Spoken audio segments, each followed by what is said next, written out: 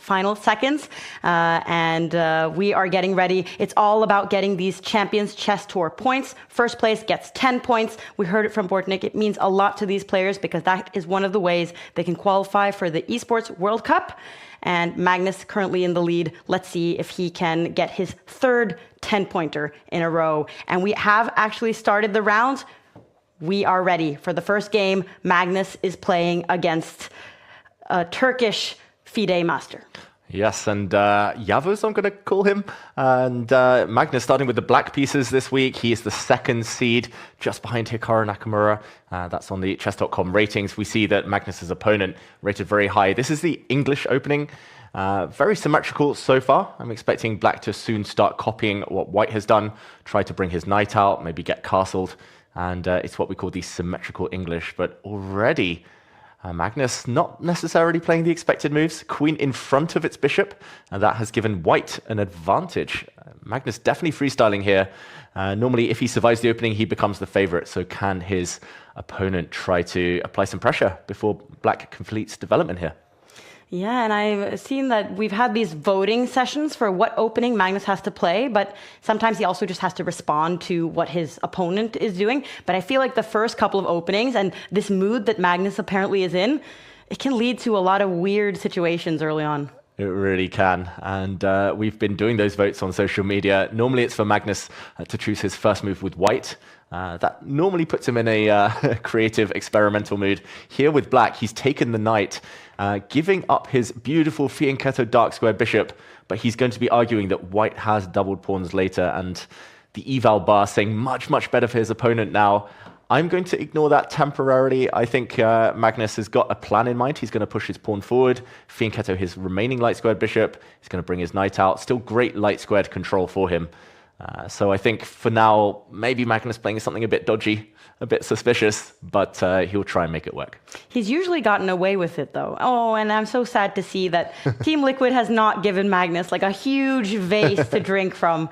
That is often one of the favorite things I have to look forward to in the beginning of the broadcast. Yeah, he's got a mortal glass. Maybe he'll play like a mere mortal for once. Slightly better now for black already. I think that's a bad decision, this last couple of moves by his opponent from Turkey here. White now has isolated double pawns. Not only that, but white's bishop is really, really bad on the edge of the board. As we see one of our featured chatters there at the top cheering on Magnus, asking him to show everyone who the real boss is. I think already he's the boss of this position with black. Yeah, he looks like he's taking it pretty chill, and he has a solid advantage as well when we look at the clocks. Like we say, it's only 5 minutes per player, and they can't get any more time. So it's very important to... Oh, a lot of big decisions from Magnus here. Exactly. It's important to play fast, and instinctively, Magnus has instinctively given up the exchange. Little transition there. White sacrificed a knight in return for the rook in the corner. Black got a pawn in the process. Magnus takes back with his king. Wow. And he's arguing here that the bishop on the edge was trapped, has to go back home. And Magnus is going to play his bishop out next move, try to trade off white's beautiful light squared bishop. And he's going to have two very, very strong knights in return for the exchange. And apparently a blunder by his opponent. I'm struggling to see why. It looks nice for black, the compensation, but he's material down. And maybe it's this move, knight in, jumping to try and hit some pawns, and white's bishop is just the worst bishop I've seen in ages.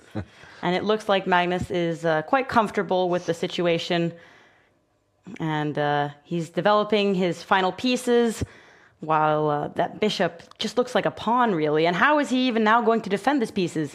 Oh, I don't think he is. I think he just has to move this bishop out the way, and this will be a very quick victory for Magnus Carlsen. Yeah, unfortunately, that's just such a big kind of burden, that that white bishop. Like you said, it's a big pawn, and it's on the first rank. He's essentially playing checkers. Magnus is playing chess. And we'll see the rooks get traded off, and black's knight is just going to sit dominant for the rest of the game. Magnus trying to trade off the rooks, wants to simplify the position even more, and Magnus is now bringing his king into the game. It looks like it's going to be a comfortable victory for Magnus, but we have seen like the best players, when they are facing much lower rated opponents in the first round, there's always at least one of the best players who's like tripping in the first round. That's true. We've seen Hikaru, for example, lose in round one. And yeah, it feels weird saying lower rated players because 2654 is so Yeah. strong. But you're right. I mean, it's all relative. And Magnus, he's over 650 points higher than his opponent on chess.com ratings here. He's pushing forward. He's going to improve his king now. I think this is one of those positions you don't even have to calculate, right? It's a 3 versus 2 pawn majority for black. He's a pawn up, as well as having a dominant minor piece. Maud, I think it's going to be a good start for Norway. Yes, we are rooting for Team Norway because there is also a country standings competition where the best 5 results for each country count towards that country's total points. And Magnus doing a good job of representing Norway. But I know that we've had a lot of other younger players in particular that have become grandmasters and international masters. This tournament is open to anyone with a chess title. So the FIDE master here from Turkey, Yavuz, he can also play. I've also participated with my woman FIDE master title, but when I did, it was very hard to get a lot of points because the competition here is really tough. Exactly. There tends to be over 100 grandmasters and other very, very strong players. And yeah, it's good to see you playing, Maud, but also good to see you here in the studio with me as we see Magnus now closing in for the kill with his b-pawn. These two are just way faster than white's pawns on the other side of the board. And Magnus will be making a new queen anytime soon, maybe winning the white rook or white bishop in the process. He looks very confident, though, very calm. And yeah, nice to see him kind of back to his best here, Magnus Carlsen. The guy on the right is decent at chess, we get as a comment. I think that's a very safe statement to make. Exactly. Breaking news. Yeah. Breaking news. And okay, Magnus has calculated this. I would have been slightly reluctant to go into this because now white's king moves out the way, takes a pawn, and white is only a few moves away. But Magnus has worked out that he's catching the enemy bishop. And now he can push this pawn forward, push the b-pawn. Oh, wow, he's even pushing the other pawn. He's going to promote the e-pawn now. Don't get too fancy, Magnus. You need to take this seriously. Exactly. How is he going to stop white's pawn? He's not. They're both going to queen. He's going to take a pawn with check. Why did he allow this, though? Yeah. It's still winning for black, but at least now it's a bit messy. The white queen and bishop defend each other, so still a bit of hard work to be done. Oh, wow. Magnus felt like giving himself a bit of a challenge to warm up properly for this Title Tuesday. Exactly. Breaking news we see at the top of our screens for everyone at home. Quick wins for Alireza Firouzja and Hans Niemann. But yeah. Could have been a quick win for Magnus here too, but... Exactly. He didn't want to break. This is bizarre. He moves his king back. He's going to hide his king away from checks over on this side of the board. But yeah, I think the clock situation is also going to help him. 20 seconds versus a lot more than that. But very surprising stuff by Magnus. Maybe the killer instinct isn't quite as sharp as it tends to be. Yeah.